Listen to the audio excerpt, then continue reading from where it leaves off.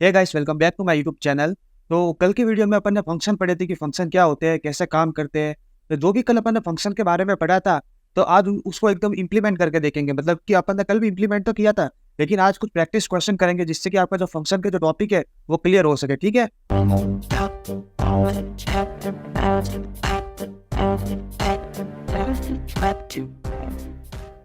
तो बेसिकली आज की वीडियो में अपन क्वेश्चन सॉल्व करने वाले फंक्शन के बारे में, जिससे कि जो फंक्शन जो अपन ने पढ़ा है वो अच्छे से क्लियर हो सके। ठीक है, तो क्वेश्चन सॉल्व करने से पहले मैं ये कहना चाहूंगा कि आप खुद वीडियो पॉज करके एक बार करके देखें, और नहीं हो तो सॉल्व तो अपन कर ही रहे हैं। तो चलिए चलते हैं VS कोड पे। ऑलराइट गाइस, अपन VS कोड की स्क्रीन पे आ गए। तो सबसे पहले अपन एक फाइल बना देते हैं प्रैक्टिस नाम की। और मैं आपसे ये कहना चाहूंगा कि जो भी अपन कोड करेंगे उसका ड्राई रन करके भी देखेंगे, ताकि आपको पता चले कि एक एक लाइन जो कोड की है वो काम कैसे कर रही है। ठीक है, तो अपन एक एक्सटेंशन लगा देते हैं .py। तो अपन का पहला क्वेश्चन था, write a function to find the maximum of 3 numbers. ठीक है, तो आप इस क्वेश्चन को EPS की मदद से भी कर सकते हो, और एक पाइथन का फंक्शन होता है मैक्स नाम का, उसकी मदद से भी कर सकते हो। ठीक है, तो मैं इस वीडियो में मैक्स नाम का जो फंक्शन है उसको यूज करके इस क्वेश्चन को सॉल्व करूंगा, और आप EFS का यूज करके इस क्वेश्चन को सॉल्व करने की ट्राई करना। ठीक है, तो सबसे पहले अपन डेफ कीवर्ड नाम का यूज करके फंक्शन बना देते हैं, और यहाँ पे लिखते हैं मैक्स, और आर्ग्यूमेंट में लेगा x y z, यानी कि 3 वैल्यू लेगा। ठीक है, उसके बाद अपन सी नाम का वेरिएबल बनाते हैं, और जो मैक्स फंक्शन है उसका यूज करते हैं, और यहाँ पे पास कर देते हैं x y और z, और सिंपली इसको प्रिंट कर देते हैं, प्रिंट सी। ठीक है, तो अगर इसको रन करें तो कुछ नहीं हुआ। क्यों नहीं हुआ? क्योंकि अभी तक अपन ने फंक्शन को कॉल नहीं किया। ठीक है, तो फंक्शन को कॉल करने के लिए यहाँ पे अपन लिखेंगे मैक्स, और यहाँ पे वैल्यू पास कर देंगे, जैसे कि 10, 20 और 30। तो अपना आउटपुट में आ जाएगा। तो बेसिकली ये एरर इसलिए आ रहा है क्योंकि जो अपन ने यहाँ पे इनबिल्ट फंक्शन यूज किया मैक्स नाम का वो नाम अपन यहाँ पे यूज नहीं कर सकते, इसलिए यहाँ पे अपन लिख देते हैं नम। तो यहाँ पे मैक्स नम हो जाएगा। ठीक है, तो चलिए इसको एक बार रन करके देखते हैं। तो यहाँ पे 30 प्रिंट हो गया। ठीक है, तो ठीक है, तो ये अपना पहला क्वेश्चन सॉल्व हो गया। आप इसको क्या करना है, इफ एल्स की मदद से सॉल्व करने की ट्राई करना। तो दूसरा क्वेश्चन है, write a program to reverse a string. मतलब कि यूजर अपन को एक स्ट्रिंग देगा, जैसे कि हेलो नाम की स्ट्रिंग दी, तो अपन को इसको रिवर्स करना है, जैसे कि OALLEH। ठीक है, तो अपन को एक स्ट्रिंग को रिवर्स करना है। तो सबसे पहले अपन फंक्शन बना देते डेफ, और उसका नाम देते थे रिवर्स, और ये आर्ग्यूमेंट में लेगा नेम। तो इसके लिए अपन क्या करेंगे कि एक स्ट्रिंग डिक्लेयर करते हैं, एस इजिकल टू खाली स्ट्रिंग डिक्लेयर करते हैं। ठीक है, और अपन एक लूप चलाते हैं फॉर आई इन नेम, और s equal to s plus sorry s equal to i plus s. तो जिन लोगों को ये पता नहीं चला कि मैं क्या कर रहा हूँ, तो डोंट वरी, अपन इस कोड को ड्राई रन करके भी देखेंगे। और और यहाँ पे रिटर्न कर देते हैं एस को। ठीक है, अभी अपन क्या करेंगे कि यूजर से इनपुट लेंगे, तो अपन नेम नाम का वेरिएबल बनाते हैं। तो इनपुट लेने के लिए जो इनपुट का नाम का ये फंक्शन है, अपन ये यूज करते हैं। ठीक है, तो अभी यहाँ पे लिखेंगे एंटर योर नेम, और ये जो फंक्शन है ये बाय डिफॉल्ट इनपुट है ना, वो स्ट्रिंग में लेता है। अगर आपको इंटीजर में चाहिए तो आपको यहाँ पे क्या करना पड़ेगा, इंट लिखना पड़ेगा, और यहाँ पे ब्रैकेट लगा देने पड़ेंगे। बेसिकली आप कह सकते हैं कि अपन टाइप कास्टिंग कर रहे हैं। तो अगर अपन अभी इसको रन करते हैं, तो यहाँ पे आया एंटर योर नेम, तो कुछ नहीं आया। तो कुछ नहीं हुआ। क्यों नहीं हुआ? क्योंकि अभी तक अपन ने फंक्शन को कॉल किया ही नहीं है। तो चलिए कॉल करके देखते हैं, रिवर्स, और यहाँ पे अपन पास कर देते हैं नेम। ठीक है, और इसको एक वेरिएबल में स्टोर कर देते हैं, REV-STR, और इसको प्रिंट करा देते हैं।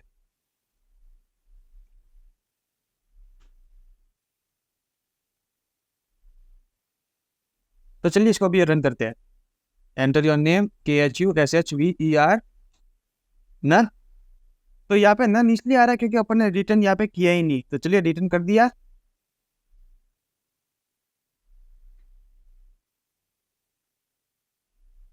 तो देखिए यहाँ पे जो अपन ने खुशवी नाम दिया था वो रिवर्स हो गया है। ठीक है, तो ये अपन ने दूसरा क्वेश्चन भी सॉल्व कर दिया था। चलिए इसको एक बार ड्राई रन करके देखते हैं।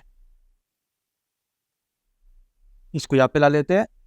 तो बेसिकली ये कोड क्या कर रहा है कि अपन ने यहाँ पे जो खाली स्ट्रिंग डिक्लेयर की थी एस इजिकल टू ये वाली, तो ये अपन ने अभी खाली डिक्लेयर की है। ठीक है, और जब यहाँ से जो यूजर इनपुट देगा, जैसे कि सपोज करो कि यूजर ने इनपुट दिया KHUSHVER, ठीक है, तो वो यहाँ पे आ जाएगा।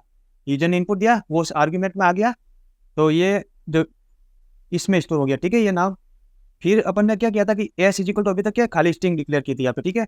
फिर अपन ने लूप चलाया फॉर आई इन नेम, और फिर अपन ने क्या किया, लूप चला के जो नेम नाम के वेरिएबल में जो भी वैल्यू स्टोर थी या जो भी स्ट्रिंग स्टोर थी उसके हर एक एलिमेंट को एक्सेस करने के लिए अपन ने लूप चलाया, ठीक है।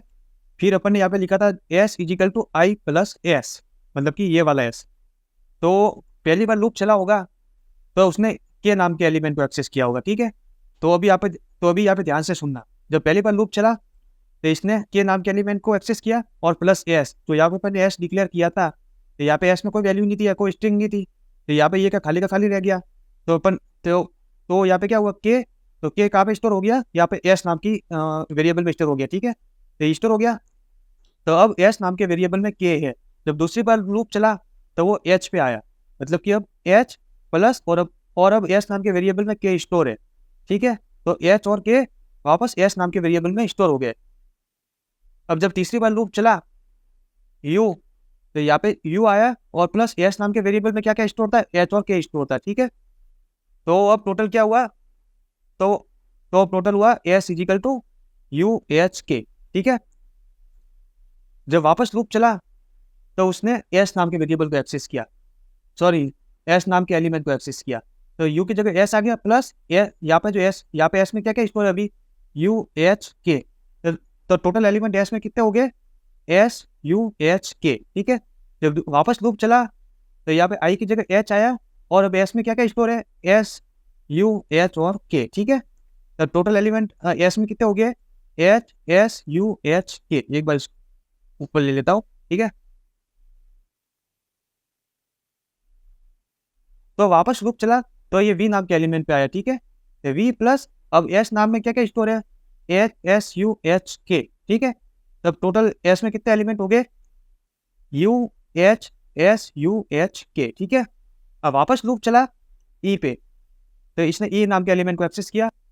तो अभी एस नाम के वेरिएबल में क्या क्या एलिमेंट स्टोर है, तो U H U H S U H K, ठीक है। तो ऐसे ऐसे लूप चलता गया और ये पूरे स्ट्रिंग है जो रिवर्स हो गई, ठीक है।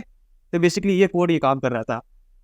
तो अपन का तीसरा क्वेश्चन है check whether a number falls in a given range, मतलब कि तो बेसिकली ये क्वेश्चन ये कहना चाह रहा है कि सपोज करो कि अपन एक लूप चला रहे हैं फॉर आई इन रेंज, और उस रेंज में वो लूप चलेगा 3 से लेके 10 तक, ठीक है। मतलब कि जब अपन इस लूप को प्रिंट कराएंगे तो आउटपुट में आएगा 3 4 5 6 7 8 और 9, जो यहाँ पे दिया है उससे एक कम आएगा, ठीक है।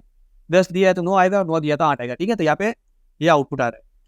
और सपोज करो कि यूजर एक इनपुट में देता है 5, तो क्या ये 5 इनके बीच में आ रहा है, अगर आ रहा है तो यस, नहीं आ रहा है तो नो, सिंपल। तो चलिए इसको एक बार कोड करके देखते हैं। सबसे पहले अपन एक लूप चलाते हैं फॉर आई इन रेंज 3 से लेके 10 तक,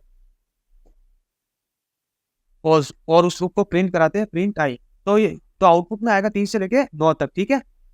तो अपन इसमें क्या करेंगे, लिस्ट का यूज करेंगे, ठीक है। तो अगर आपको पता नहीं है कि लिस्ट क्या होती है, तो लिस्ट बेसिकली एरे की तरह होती है जो एलिमेंट को स्टोर करती है, ठीक है। अपन लिस्ट को आगे पढ़ेंगे।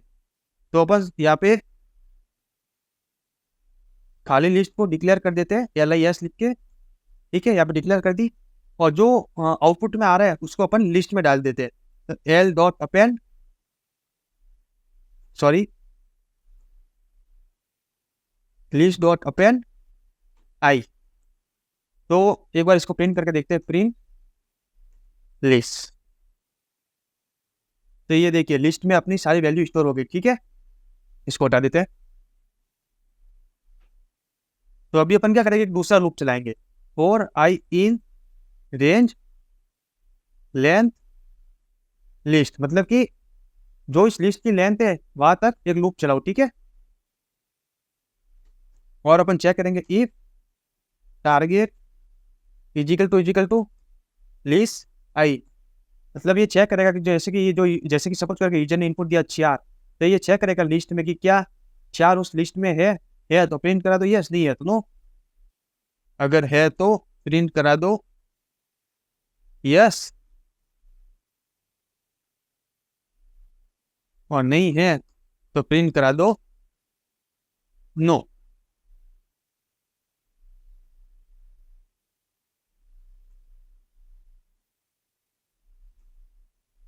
तो अब अपन फंक्शन बनाते हैं डेफ, वैल्यू लिख देते हैं फंक्शन का नाम, और वो पैरामीटर में लेगा टारगेट। ठीक है, इस इंडेंटेशन का एरर आ रहा है, इसको सही कर देते एक बार अपन।